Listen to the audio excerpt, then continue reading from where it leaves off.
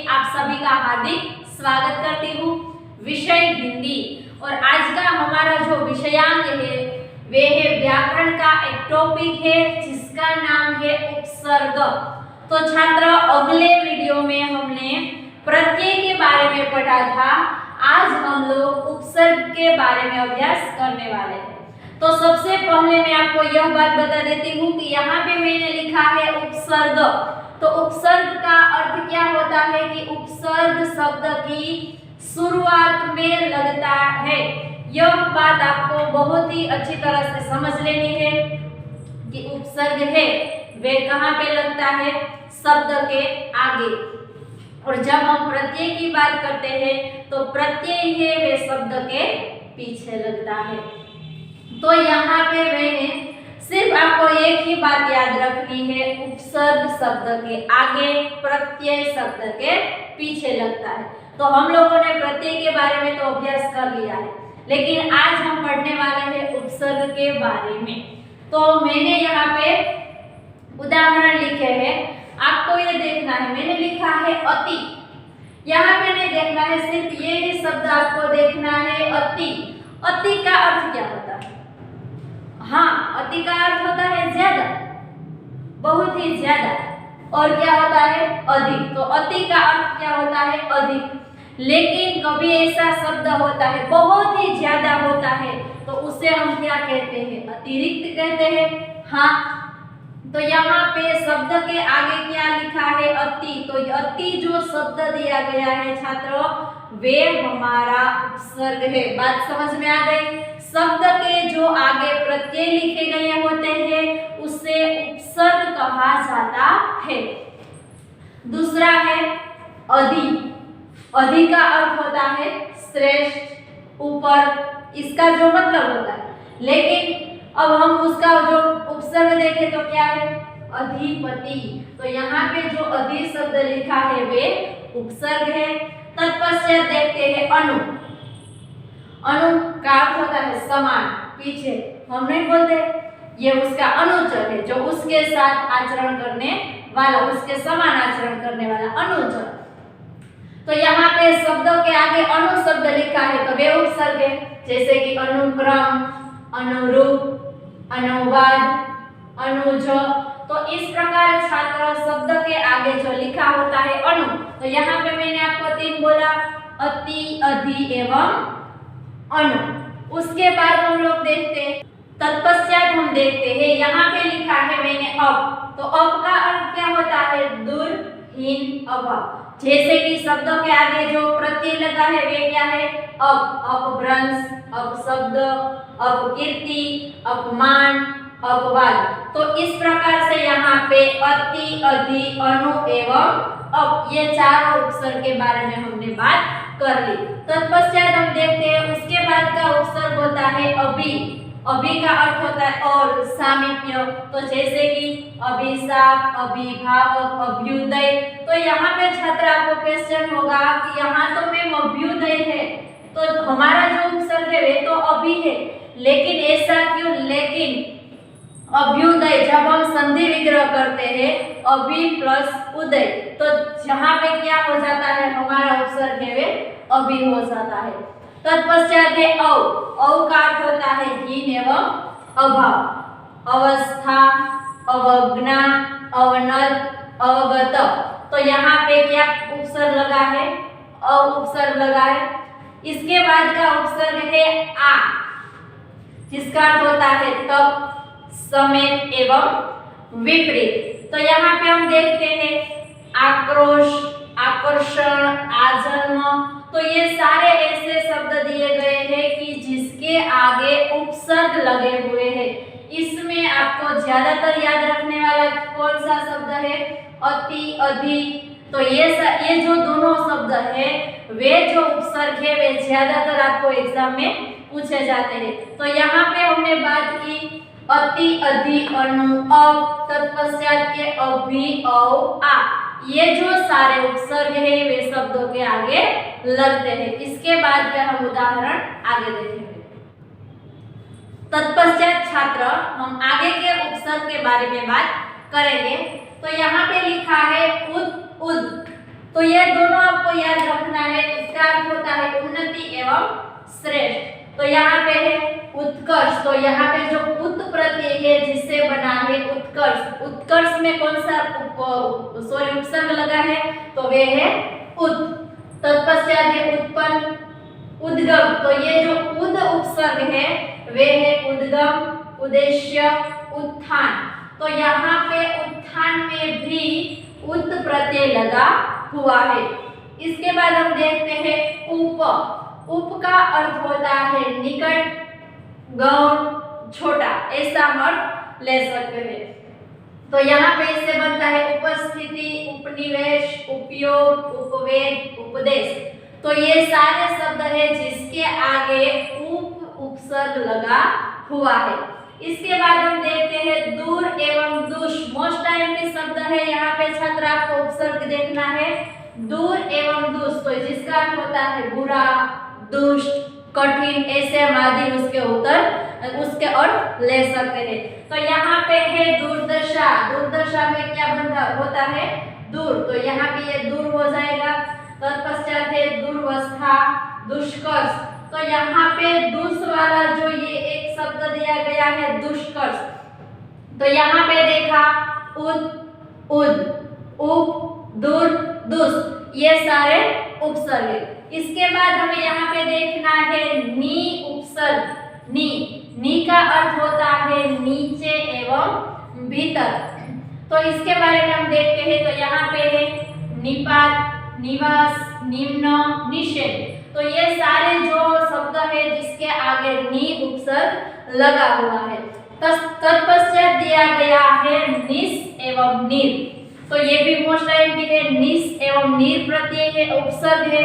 तो जिसका अर्थ होता है भीतर, नीचे, बाहर। तो क्या होता है निर्भय। तो यहाँ पे नीर प्रत्यय, नीर उपसर्ग भी यहाँ पे लगा हुआ है। तत्पश्चात है निर्दोष, इनमें भी नीर है। लेकिन यहाँ पे जो निश्चल है, छात्र एक बात मैं आपको बता देती हूँ, यहाँ पे जो निश्चल है आपके सामने दो ऑप्शन लिखे गए होंगे, ऐसा पूछा होगा कि निश्चल इस शब्द में कौन सा उपसर्ग लगा हुआ है। तो कई छात्र ऐसी गलती करते हैं, यहाँ पे निस लिखा होता है और ये निस लिखा होता है। तो क्या करते हैं सभी छात्र यही करते हैं, यही ऑप्शन लिखते हैं, लेकिन ये गलत है। जो हमारा उपसर्ग है वे क्या है, निस उपसर्ग है।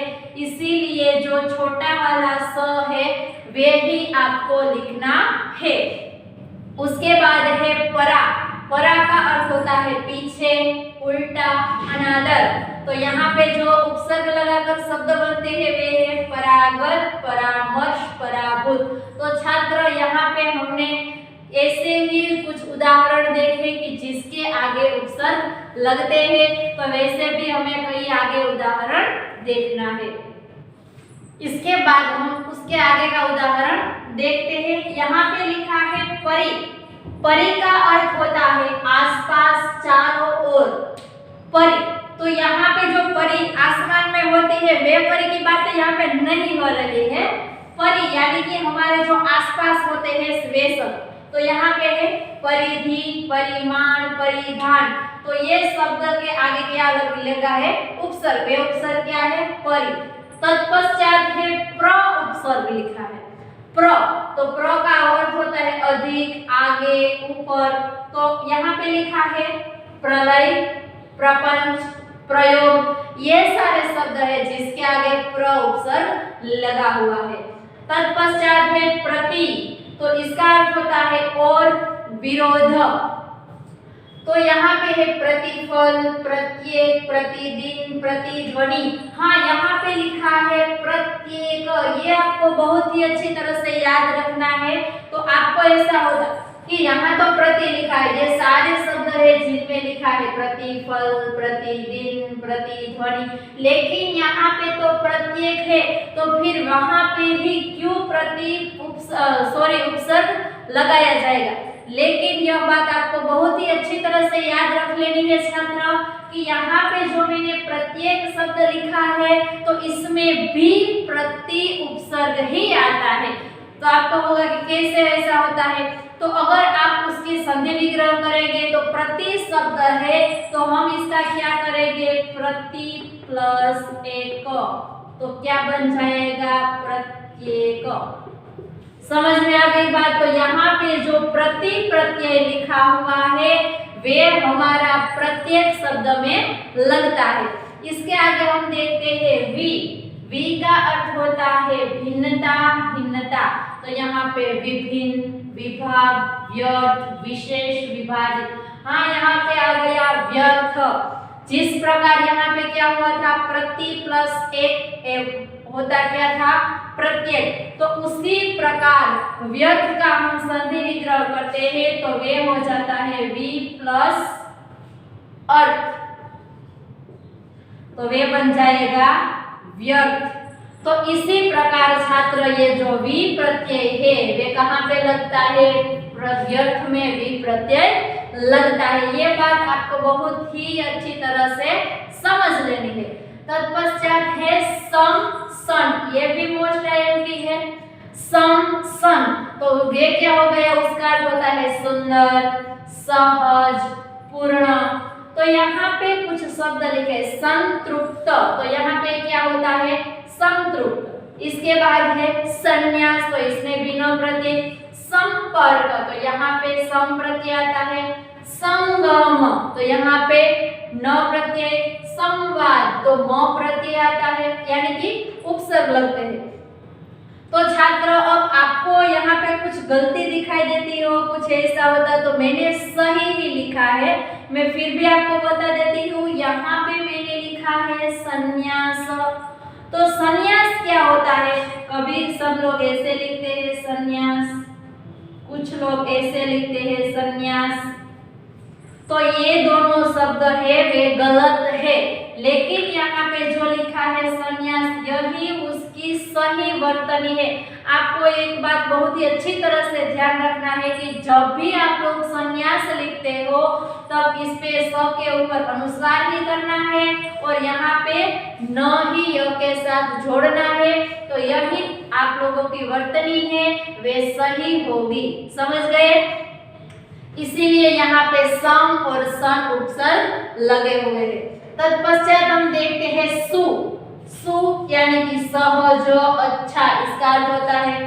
तो यहाँ पे आता है स्वागत, सुभाषित, सुपुत्र, सुपुत्री, सुफल।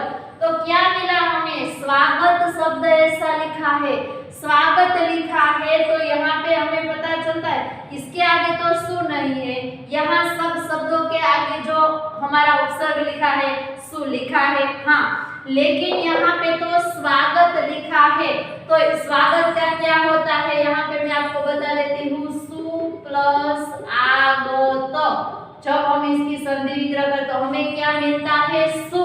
तो इसीलिए सु उसका उपसर्ग लगेगा।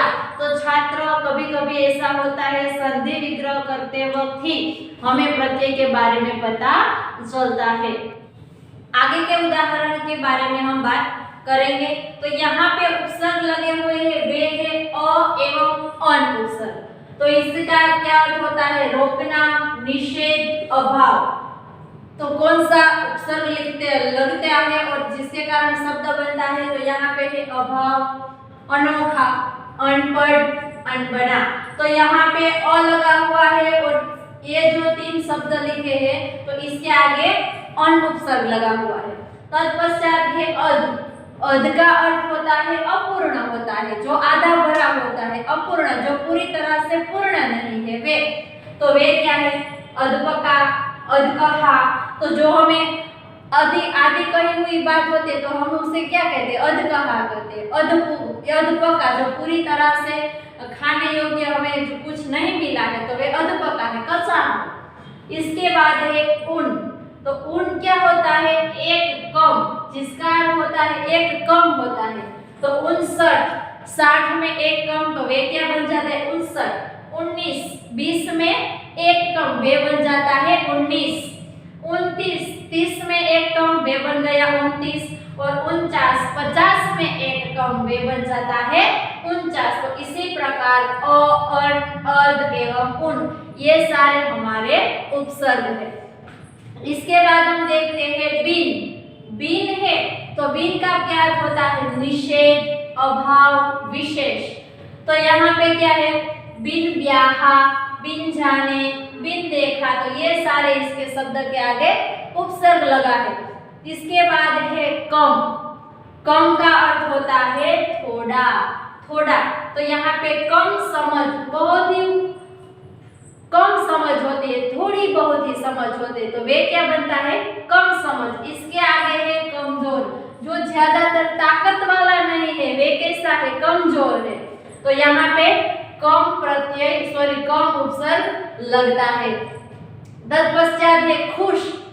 खुश का अर्थ होता है अच्छा, शुभ। तो यहाँ पे है खुश किस्मत, खुशखबरी, बहुत ही अच्छी किस्मत, हमारा नसीब बहुत बढ़िया चल रहा है। तो हम बोलते हैं ना, अरे आप तो खुशकिस्मत है, क्या आपको लॉटरी लग गई है? ऐसी बातें करते। तत्पश्चात है खुशखबरी, हमें बहुत ही अच्छे न्यूज मिलते हैं, हमें ऐसा लगता है हाँ हम तो बहुत खुश हो गए, तो ये है खुशखबरी। तो यहाँ पे है हमारा खुश उपसर्ग लगा हुआ है। तत्पश्चात है ना।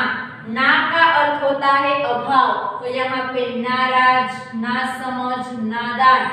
तो छात्र अब आप लोगों को समझ में ये बात बहुत ही बढ़िया और अच्छी तरह से आ गई है कि जो उपसर्ग है वे शब्द की शुरुआत में लगता है और प्रत्यय है वे शब्द के बाद में, यानी कि शब्द के पीछे लगते हैं, उपसर्ग है शब्द के आगे लगते हैं। तो यहाँ पे मैंने आप लोगों को उदाहरण के तौर पर जो कुछ भी जो उपसर्ग है वे किस प्रकार इसका अर्थ होता है, किस प्रकार शब्द में लगते हैं, और आपको परीक्षा में कैसे पूछे जाएंगे कि बिन ब्याहा है, इसमें उपसर्ग पहचानिए, तो हमें पता चल जाता है कि ये जो बिन शब्द है वे हमारा उपसर्ग है। तो उसी प्रकार आप लोग बहुत ही आसानी से उपसर्ग की पहचान कर सकते हो। तो छात्र यहाँ पे हमारा आज का जो टॉपिक है व्याकरण का, उसमें उपसर्ग का जो हमने आज टॉपिक लिया है वे यहाँ पे खत्म होता है। और छात्र हाँ, आपको होमवर्क में क्या करना है, तो मैंने यहाँ पे कितने सारे उदाहरण के तौर पर ये जो उपसर्ग के उदाहरण, उसके अर्थ, किस प्रकार उसका जो उपसर्ग लगते हैं, तो इसके बारे में मैंने आपको बताया। तो इनमें से आपको किसी भी 10 उपसर्ग, उसका अर्थ और इसके उदाहरण, ये किसी भी 10 आपको लिखना है।